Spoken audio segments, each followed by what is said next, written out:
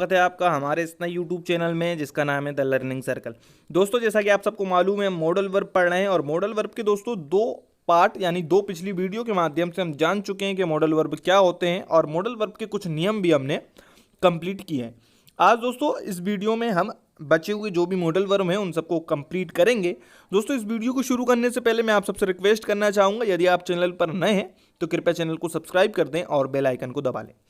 तो आइए दोस्तों शुरू करते हैं आज का ये वीडियो। दोस्तों सबसे पहले मैंने लिखा हुआ है नीड और डेयर। जी हाँ दोस्तों, नीड और डेयर जो कि सेमी मॉडल्स होते हैं, इनमें दोस्तों काफ़ी कन्फ्यूज़न होता है और कई गलतियां इनमें होती हैं। दोस्तों उन्हीं कन्फ्यूज़न को और उन्हीं गलतियों को आज हम दूर करेंगे। इस वीडियो के बाद वो गलतियां और वो कमियां दूर हो जाएंगी। दोस्तों नीड और डेयर का सबसे पहले मैंने हिंदी मतलब लिखा हुआ है। नीड का मतलब होता है ज़रूरत होना और डेयर का मतलब होता है हिम्मत होना या हिम्मत करना। अब दोस्तों ये होते हैं सेमी मॉडल्स। अब बात आती है कि सेमी मॉडल्स क्या होता है। बात आती है कि दोस्तों सेमी मॉडल्स क्या होता है। नीड और डेयर सेमी मॉडल्स होते हैं, मैंने लिखा हुआ है।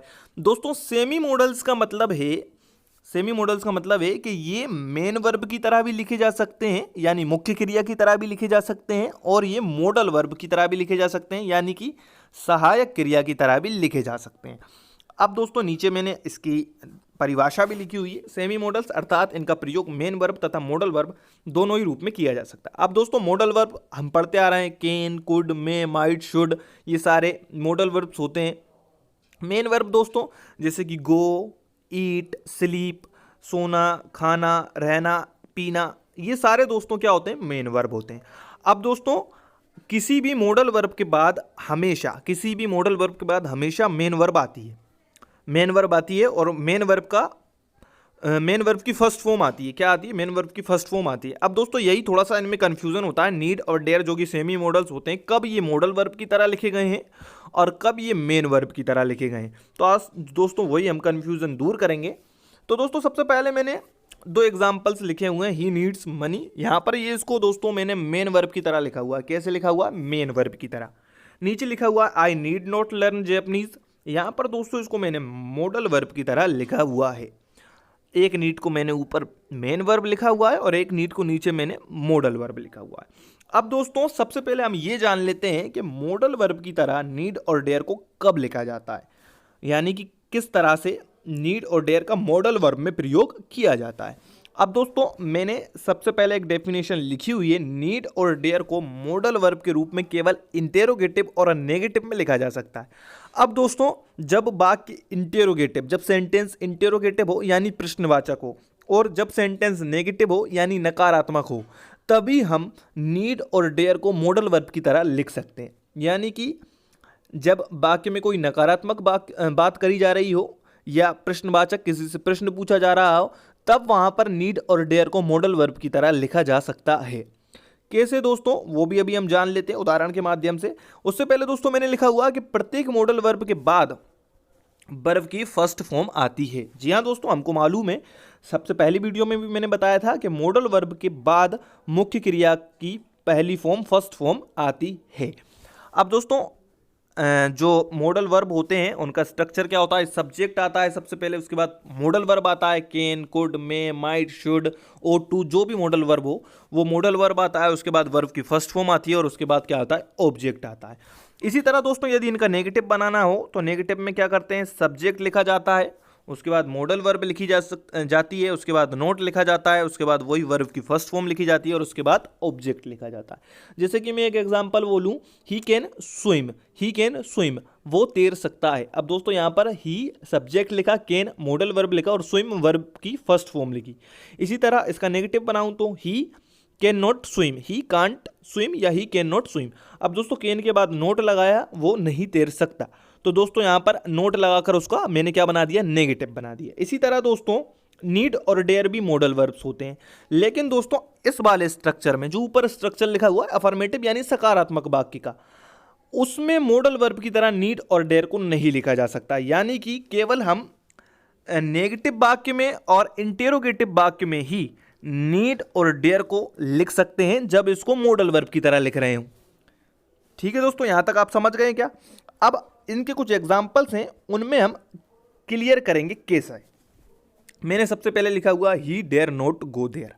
दोस्तों सबसे पहले मैंने देखा कि बाघ के नेगेटिव है, बाघ के नेगेटिव है, चूंकि हमने पहले ही नियम पढ़ लिया है कि नेगेटिव और इंटेरोगेटिव वाक्य में ही नीड और डेयर को मॉडल वर्ब की तरह लिखा जाएगा। तो दोस्तों यहाँ पर डेयर लिखा हुआ है, उसके जस्ट बाद नोट लिखा हुआ है और वर्ब की फर्स्ट फॉर्म, जैसा कि स्ट्रक्चर बोलता है, subject plus modal verb plus not plus verb की फर्स्ट फॉर्म प्लस ऑब्जेक्ट। यहाँ पर लिखा हुआ है go there, he dare not go there. तो दोस्तों यहाँ पर नेगेटिव वाक्य में मैंने लिख दिया है he dare not go there, और ये पूरी तरीके से दोस्तों सही हो जाएगा। ये डेयर जो है दोस्तों यहाँ पर मॉडल वर्ब की तरह लिखा हुआ है। अब इसमें जो मेन वर्ब की तरह अगर इसको लिखता मैं, तो यहाँ पर सबसे पहले तो क्या लगाना पड़ता, मुझको एस लगाना पड़ता, ही डेयर्स, क्योंकि सब्जेक्ट क्या है, सिंगुलर है। और दोस्तों नेगेटिव ऐसे नहीं बनता है, इसका नेगेटिव कैसे बनता, he does not, do not, इस तरह से जो नेगेटिव बनता है प्रेजेंट इंडेफिनाइट का वैसे बनता। और दोस्तों जो वर्ब की फर्स्ट फॉर्म लिखी हुई है उसके पहले टू लगाना पड़ता। ये सब बातें क्लियर हो जाएंगी एंड तक वीडियो के। अब दोस्तों अगले में मैंने लिखा हुआ नीड यू हेल्पर। यहाँ पर दोस्तों मैंने इसको इंटेरोगेटिव में लिखा हुआ है, कैसे लिखा हुआ है, प्रश्नवाचक में इसको लिखा हुआ है नीड यू हेल्प हर, और यहाँ पर भी ये मॉडल वर्ब की तरह लिखा हुआ है। इसी तरह नीचे लिखा हुआ है she need not come here. अब दोस्तों यहाँ पर मैंने इसको नेगेटिव में लिखा हुआ है और ये भी पूरी तरीके से सही है, चूंकि यहाँ पर मैंने इसको मॉडल वर्ब की तरह प्रयोग किया है, नीड उसके बाद नॉट और उसके बाद वर्ब की फर्स्ट फॉर्म, जैसा कि हर मॉडल वर्ब के बाद वर्ब की फर्स्ट फॉर्म आती है। इसी तरह dare he talk to me, इसमें भी दोस्तों मैंने इसको इंटेरोगेटिव में लिखा हुआ है, टाल्क वर्ब की फर्स्ट फॉर्म लिखी हुई है, और जैसा कि हर मॉडल वर्ब के बाद वर्ब की फर्स्ट फॉर्म लिखी जाती है, हर मॉडल वर्ब लिखा जाता है, वैसे ही इसको लिखा हुआ है। इसी तरह ही नीड गो देयर। अब दोस्तों ये सेंटेंस गलत हो जाता है। ये सेंटेंस गलत क्यों हो जाता है, क्योंकि यहाँ पर मैंने इसको अफर्मेटिव में लिख दिया, यानी अफर्मेटिव में यानी कि सकारात्मक में लिख दिया, जबकि मैं आपको पहले ही बता चुका हूँ यदि नीड और डेयर को आप मॉडल वर्ब की तरह लिखना चाह रहे हैं तो वहाँ पर आप उनको केवल नेगेटिव में या इंटेरोगेटिव में लिख सकते हैं, ना कि अफर्मेटिव में यानी सकारात्मक वाक्य में। अब दोस्तों ये वाक्य गलत हो गया। अब ये वाक्य को हमको सुधारना हो तो हम कैसे सुधार सकते हैं, ही नीड नॉट गो देयर। यदि हम इसमें नोट जोड़ दें यानी इसको नकारात्मक में लिख दें तो हम इसको सही मान सकते हैं और ये सही होगा। यदि दोस्तों इसको मेन वर्ब में लिखना हो तो मेन वर्ब में इसमें सबसे पहले नीड में एस जुड़ेगा, दोस्तों क्या होगा, नीड्स, फिर दोस्तों उसके बाद टू लगा होगा और उसके बाद गो लिखा जाएगा। क्यों टू क्यों लगेगा दोस्तों, क्योंकि दो मेन वर्ब को कभी भी साथ में नहीं लिख सकते, उनके बीच में टू लगाया जाता है, टू इन्फिनिटिव वर्ब के बाद लिखा जाता है। तो दोस्तों ये सब बातें अभी क्लियर हो जाएंगी। अब अभी आप इतना समझ लीजिए कि मॉडल वर्ब में नीड और डेयर को कैसे लिखा हमने, केवल नेगेटिव में और इंटेरोगेटिव में लिखा। अब दोस्तों मेन वर्ब में नीड और डेयर को कैसा लिखा जाता है वो समझ लेते हैं। मेन वर्ब की तरह नीड और डेयर का प्रयोग, जिस तरह वर्ब गो, ईट, हेल्प आदि का प्रयोग मुख्य क्रिया के रूप फर्स्ट, सेकंड, थर्ड तीनों फॉर्म में किया जा सकता है, उसी तरह नीड और डेयर का प्रयोग भी होता है। दोस्तों जिस तरह से हम गो, ईट, हेल्प, खाना, जाना, रहना, मदद करना, जो वर्ब होती हैं उनको लिखते हैं, उसी तरह दोस्तों नीड और डेयर को भी लिखते हैं। जैसे कि दोस्तों हमने पढ़ा है ईट की फर्स्ट फॉर्म ईट, सेकंड फॉर्म एट और थर्ड फॉर्म ईटन होती है। इसी तरह गो, वेंट, गोन होती है। उसी तरह दोस्तों first form need, second form needed और थर्ड फॉर्म नीडेड होती है। इसी तरह डेयर फर्स्ट फॉर्म, डेड सेकंड फॉर्म और डेड थर्ड फॉर्म होती है। दोस्तों ये यहाँ पर मेन वर्ब की तरह लिखे जा रहे हैं। अब कैसे मेन वर्ब में प्रयोग दोस्तों ये जानते हैं एग्जाम्पल्स के माध्यम से। सी नीड्स मनी, सी नीड्स मनी। अब दोस्तों हमने पढ़ा है प्रेजेंट इंडेफिनाइट में जब भी सब्जेक्ट सिंगुलर हो तो वर्ब में एस या ईएस लगाया जाता है। अब दोस्तों यहाँ पर मैंने क्या लगाया है, एस या ईएस यानी एस लगाया है, सी नीड्स मनी, उसको पैसों की ज़रूरत है। अब दोस्तों नीड में जब एस लगा कर यहाँ पर लिखा गया है और उसके जस्ट बाद क्या लिखा गया है, मनी यानी कि नाउन लिखी गई है, ये यहाँ पर दोस्तों मेन वर्ब की तरह लिखा गया है। यदि यहाँ पर मॉडल वर्ब की तरह लिखता मैं तो नेगेटिव और इंटेरोगेटिव में लिख सकता था और नीड में एस नहीं लगा सकता था, क्योंकि वहाँ पर वो मॉडल वर्ब था और मॉडल वर्ब में कुछ भी बदलाव नहीं होते। इसी तरह दोस्तों नीचे वाले में अब इसका नेगेटिव कैसे बनाया मैंने, she does not need money, she does not need money. जिस तरह से नेगेटिव बनाया जाता है प्रेजेंट इंडेफिनाइट का डू नॉट और डज नॉट से, उसी तरह से इसका नेगेटिव बनाया गया है, she does not need money. अब दोस्तों नीचे वाले वाक्य से कुछ और क्लियर होगा हमारा, सी डेयर्स टू गो देयर। अब दोस्तों यहाँ पर मैंने डेयर में क्या लगाया, सबसे पहले तो एस लगाया, डेयर्स, क्यों, क्योंकि सब्जेक्ट सिंगुलर था। और दोस्तों गो लिखने से पहले दोस्तों मैंने क्या लिखा, टू लिखा। टू क्यों लिखा, क्योंकि दो मेन वर्ब को, दो मुख्य क्रियाओं को कभी भी साथ में नहीं लिखा जा सकता। जबकि दोस्तों हम जब मॉडल वर्ब का स्ट्रक्चर पढ़ रहे थे, जब subject plus modal verb plus verb की फर्स्ट फॉर्म जस्ट लिखी जा रही थी, बीच में कुछ भी नहीं आ रहा था। लेकिन दोस्तों यहाँ पर क्या आया, टू आया, और ये टू बहुत ही महत्वपूर्ण भूमिका निभाता है यहाँ पर। चूंकि दोस्तों कन्फ्यूज़न क्रिएट जब होता है नेगेटिव वाक्यों में भी, तो वहाँ पर क्या होता है दोस्तों कि टू क्लियर करता है। यहाँ पर टू जब लगाया हुआ है वर्ब से पहले, गो से पहले, और डेयर में एस लगाया हुआ है, इसका मतलब ये है कि यहाँ पर ये मेन वर्ब की तरह लिखा हुआ। इसी तरह we needed to find job, हमको जॉब ढूंढने की ज़रूरत थी। अब दोस्तों यहाँ पर नीडेड वर्ब की सेकंड फॉर्म लिखी हुई है, और टू उसके बाद क्या लिखा हुआ है, टू, और फिर फाइंड लिखा हुआ है। यानी कि दोस्तों दो फॉर्मों को कभी भी साथ में नहीं लिखा जा सकता, इसलिए मैंने वहाँ पर टू लगाकर फाइंड लिखा हुआ है। अब दोस्तों नीचे मैंने और कुछ एग्जाम्पल देख लेते हैं। ही नीडेड माई हेल्प, उसको मेरी मदद की ज़रूरत है। इसी तरह he did not dare to go there. अब दोस्तों यहाँ पर मैंने इसका नेगेटिव कैसे बनाया है, he did not dare to go there. और यदि इसको मैं मॉडल वर्ब में नेगेटिव बनाता तो कैसे बनाता, he dare not go there. वहाँ पर ना बीच में टू आता और ना कुछ आता, लेकिन यहाँ पर मैंने क्या बताया, ही डिड नॉट। जैसा कि पास्ट इंडेफिनाइट का नेगेटिव बनाया जाता है डिड नॉट से, वैसा ही उसको नेगेटिव बनाया। और वर्ब में से जब एस हट जाता है, यहाँ पर डेयर नॉट डिड नॉट लगता है, तो वैसा ही यहाँ से भी एस हट गया और बीच में टू आया। क्या आया दोस्तों, बीच में टू आया और फिर गो लिखा गया, he did not dare to go there. और इसी तरह यदि इसको मॉडल वर्ब में लिखूँ इसी सेंटेंस को मैं, तो कैसे लिखूंगा, ही डेयर नॉट, और उसके बाद जस्ट गो आएगा, ना कि बीच में टू जोड़ा जाएगा, he dare not go there.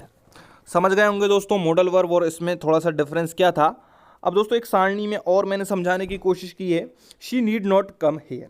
अब दोस्तों यहाँ पर इसको मैंने मॉडल वर्ब की तरह लिखा हुआ है, चूंकि बाकी नेगेटिव है और हमने पढ़ा है कि नेगेटिव और इंटेरोगेटिव में हम इसको मॉडल वर्ब की तरह लिख सकते हैं, she need not come here. अब दोस्तों यदि इसको मेन वर्ब की तरह लिखूं सेम टू सेम बात को, तो कैसे लिखूंगा, she does not need to come here. अब दोस्तों डज नॉट क्यों लगाया, क्योंकि जो प्रेजेंट इंडेफिनाइट टेंस होता है उसका नेगेटिव डू नॉट और डज नॉट से बनता है। सब्जेक्ट सिंगुलर तो किससे बना, डज नॉट से। और पीछे दोस्तों क्या लगाया, नीड के बाद टू, फिर कम लिखा गया। इसी तरह इसमें दे डेयर नॉट हेल्प अस। अब यहाँ पर दोस्तों डायरेक्ट हेल्प लिख दिया, डेयर नोट के बाद डायरेक्ट हेल्प लिख दिया, बीच में टू मू कुछ भी नहीं लगाया गया। और नीचे देखते हैं they don't dare to help us, यहाँ पर टू लगाया गया है।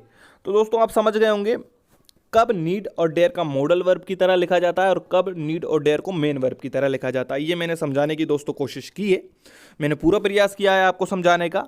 अब दोस्तों अगला मॉडल देख लेते हैं, शुड और ought to। शुड और ought to, दोस्तों शुड और ought to दोनों का जो अर्थ होता है वो होता है चाहिए। ought to एवं शुड का प्रयोग व अर्थ लगभग समान है। इनका प्रयोग ड्यूटी यानी कि कर्तव्य, एडवाइस यानी कि सलाह, मॉरल ऑब्लिगेशन यानी कि नैतिक दायित्व को बतलाने के लिए किया जाता है। वी शुड एक्सरसाइज डेली, हमको डेली एक्सरसाइज करना चाहिए। सलाह दे रहे हैं हम सबको, मतलब बता रहे हैं एक तरह से। इसी तरह one should obey one's parents, प्रत्येक व्यक्ति को अपने पेरेंट्स का आदर करना चाहिए, अपने माता पिता का आदर करना चाहिए। यहाँ पर भी दोस्तों एक तरह की मॉरल ड्यूटी बताई जा रही है। You should keep your promise, आपको अपना प्रोमिस बनाए रखना चाहिए। इसी तरह दोस्तों अगले में लिखा हुआ है you ought to respect your parents. दोस्तों ought टू ये पूरा ही मॉडल वर्ब होता है, इसको ought टू साथ में ही लिखा जाता है इसके हमेशा। You ought to respect your parents, आपको अपने पेरेंट्स की रिस्पेक्ट करना चाहिए। इसी तरह you ought not to smoke so much, आपको बहुत ज़्यादा स्मोक नहीं करना चाहिए। तो दोस्तों यहाँ पर भी मैंने इसको कैसे लिखा हुआ है, ये मॉडल वर्ब की तरह लिखा हुआ है। और ought to और should मॉडल वर्ब में किस तरह से इनका प्रयोग होता है, चाहिए का ये अर्थ देते हैं। और किसी को सलाह देना हो, नैतिक दायित्व बताना हो, या फिर किसी का कर्तव्य बताना हो, तब इनका प्रयोग किया जाता है। अब दोस्तों शुड का एक और प्रयोग होता है कंडीशनल सेंटेंस में, लीस्ट के साथ। अब दोस्तों लीस्ट क्या होता है, इसका मतलब होता है कहीं ऐसा ना हो, कहीं ऐसा ना हो। अब जब हम किसी से कहते हैं ना कहीं ऐसा ना हो यार कि बारिश होने लगे, जल्दी चलो, कहीं ऐसा ना हो यार ट्रेन निकल जाए, तो दोस्तों लीस्ट का प्रयोग कंडीशनल सेंटेंस में किया जाता है और उसके साथ हमेशा शुड लगाया जाता है। और इसमें कई गलतियां होती हैं दोस्तों, कई लोग शुड भूल जाते हैं, लेकिन जब भी लीस्ट दिखे तब हमको शुड लगाना है। किस तरह से दोस्तों ये जान लेते हैं। Move fast lest we should miss the train, जल्दी चलिए कहीं ऐसा ना हो कि हम से ट्रेन छूट जाए। इसी तरह work hard least you should fail, work hard करिए, कड़ी मेहनत करिए, नहीं तो आप फेल हो सकते हैं। तो दोस्तों यहाँ पर कहीं ऐसा ना हो कि आप फेल हो जाएं। तो दोस्तों ये लीस्ट का मतलब होता है कहीं ऐसा ना हो, और इसके जस्ट बाद शुड लगाया जाता है, यानी लीस्ट देखिए तो उस सेंटेंस में हमको शुड का ही प्रयोग करना है। आगे दोस्तों यूज्ड टू को समझाने की कोशिश की गई है। यूज्ड टू इसका प्रयोग पास्ट की ऐसी आदत को बताने आदत व चीज़ को बताने के लिए किया जाता है जो पहले थी पर अब नहीं। He used to drink daily, he used to drink daily, वो डेली शराब पिया करता था परंतु अब नहीं पीता वो। He used to drink daily. इसी तरह he used not to smoke in young age, वो यंग एज में स्मोक नहीं किया करता था, इसका मतलब वो अब करता है। तो दोस्तों यहाँ पर क्या बता रहे हैं, पास्ट की ऐसी हैबिट जो पहले थी या पहले नहीं थी अब है, या पहले थी अब नहीं है। इसी तरह there use to be a big tree, जैसा कि हम कहीं जाते हैं तो बूढ़े पुराने लोग बताते हैं कि यहाँ पर एक बहुत बड़ा पेड़ हुआ करता था, तो उसी तरह there use to be a big tree, यहाँ पर एक बहुत बड़ा पेड़ हुआ करता था। डिड ही, अब दोस्तों इसका जो इंटरोगेटिव बनाया जाता है यूज टू का, वो डिड से भी बनाया जा सकता है और यूज्ड से भी बनाया जा सकता है। Did he use to write poem in school days, क्या वो स्कूल डेज में पोएम लिखा करता था। और इसी तरह used he to write poem in school days, क्या वो स्कूल डेज में पोएम लिखा करता था। तो दोस्तों जब डिड लगाएंगे तो यूज्ड में से यूज अकेला बचेगा, और जो टू होगा वो टू तो वैसे ही लिखा जाता है, यूज्ड के साथ हमेशा टू आता है तो टू वहाँ लिखा ही जाएगा। ऐसे ही यूज्ड ही के बाद टू लगाकर फिर लिखेंगे right poem in school days. तो दोस्तों इसका जो इंटेरोगेटिव था वो इस तरह से बनाया जाता है यूज टू का। और यूज टू का प्रयोग दोस्तों आप समझ गए होंगे, पास्ट की ऐसी हैबिट जो अब नहीं है। दोस्तों ये वीडियो में मैंने need, dare, use to, should और टू इन सबको कंप्लीट करने की कोशिश की है, बारी बारी से इनको समझाने की कोशिश की है। यदि आपको वीडियो पसंद आई हो तो वीडियो को लाइक करें, शेयर करें, हमारे चैनल को सब्सक्राइब कर दें और बेल आइकन को दबा दें। धन्यवाद।